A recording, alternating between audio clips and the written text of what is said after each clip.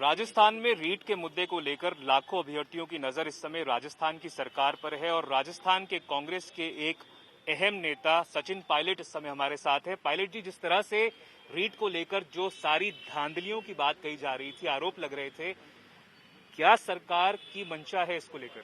देखिए, बहुत बड़ी परीक्षा थी और जब 26 लाख बच्चों ने इस एग्जाम को दिया था तो बहुत सी उम्मीदें उन्होंने अपने पास रखी होंगी। जब गड़बड़ी की खबर सामने आई है तो सरकार ने जांच गठित कर दी है, अधिकारी को बर्खास्त भी किया है और इस विधानसभा सत्र में नया कानून बनाने की बात भी कर रहे हैं ताकि भविष्य में इस प्रकार की रिपीट ना हो। लेकिन मैं समझता हूं नौजवानों के भविष्य के साथ कोई खिलवाड़ नहीं होने दिया जाएगा, ऐसा हमारा संकल्प है सरकार का, पार्टी का।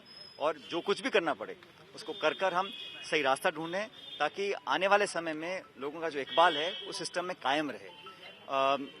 जांच के बाद अगर कोई दोषी पाया जाता है, कोई कितना भी प्रभावशाली हो, कितना भी बड़ा हो, अधिकारी व्यक्ति जो भी हो, उस पर सख्त कार्रवाई करनी चाहिए, ऐसा मेरा मानना है। राजस्थान की सरकार में एक अहम मंत्री माने जाते हैं डॉक्टर सुभाष गर्ग, जिनकी नजदीकियां बताई जा रही थी खुद मुख्यमंत्री अशोक गहलोत के साथ, और उनके ऊपर आरोप लग रहे हैं। तो क्या लगता है कि he should step down till the time the investigation? मुझे नहीं लगता कि जांच पूरी होने के बाद कोई संकोच किया जाएगा। जिसका भी नाम हो, आरोप तो कोई भी लगा सकता है, लेकिन जांच में अगर तथ्य पाए जाते हैं और कोई भी व्यक्ति हो, अगर इन्वॉल्वमेंट सिद्ध होती है तो सरकार, मैं समझता नहीं कि पीछे हटी कदम उठाने से। पर सर, जिस तरह से राजस्थान माध्यमिक शिक्षा बोर्ड के अध्यक्ष की बर्खास्तगी कर दी गई, तो फिर मंत्री को क्यों बख्शा जाए आपके साथ? ये बात बख्शने की नहीं है, बात तथ्यों की है। अगर जांच में कोई तथ्य सामने आएगा, चाहे कोई भी व्यक्ति हो, अगर कहीं पे टैंजिबल एविडेंस सामने आता है तो मैं खुद ही कह रहा हूं कि हमें कार्रवाई करनी चाहिए, करनी पड़ेगी, इसमें कोई संदेह नहीं है।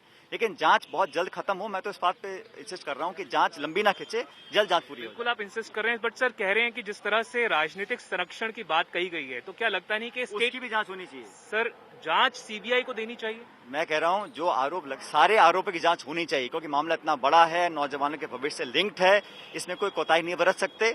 कहीं पर किसी पर आरोप लगते उसकी जांच होनी चाहिए, और जो स्टेटमेंट आए हैं कि पॉलिटिकल पैट्रनेज प्राप्त था, उसकी भी जांच होनी चाहिए। वो कोई भी व्यक्ति हो, गलत काम के लिए, इतने घिनौने अपराध के लिए लोगों के, ये हमारी नींव है ये एग्जाम देने वाली। अगर इसमें हम, आपको लगता है कि ये दिखे जांच निष्पक्ष थी, इसलिए जरूरी है कि एक सेंट्रल एजेंसी को जांच सीबीआई को दे दी जाए? मैं कह रहा हूं जांच कोई भी करे, लेकिन निष्पक्ष हो और टाइम बाउंड होनी चाहिए। एक आखिरी सवाल सर आपसे, जिस तरह से विपक्ष इसको मुद्दा बनाए हुए है, क्या आपको लगता है, ये भी कहा गया है कि 2500 अभ्यर्थियों से 10-10 लाख रुपए लेकर क्वेश्चन पेपर बेचे गए हैं, और इसमें एक सीकर के नेता, जो कि सभी को पता है कि किसके ऊपर आरोप लग रहा है, पेपर लीक होना, पैसे का लेन देन हो रहा, करप्शन के चार्जेस लगाना, आरोपी बनाना, ये सब हम सब देख चुके हैं। इसीलिए तो हाई लेवल की जांच गठित करी गई है, और मैं बार बार इसको कह रहा हूं कि जो जांच है, ऐसा नहीं होना चाहिए कि जैसे ही ये मुद्दा सुर्खियों से हट जाए, जांच ठंडे बस्ते में पड़ जाए। जांच एक टाइम बाउंड तरीके से पूरी होनी चाहिए, और जांच में जो भी कोई अगर गिल्टी पाया जाए उस पर सख्त कार्रवाई करनी चाहिए। तो सख्त कार्रवाई की बात कर रहे हैं, कह रहे हैं टाइम बाउंड तरीके से जांच होनी चाहिए, पर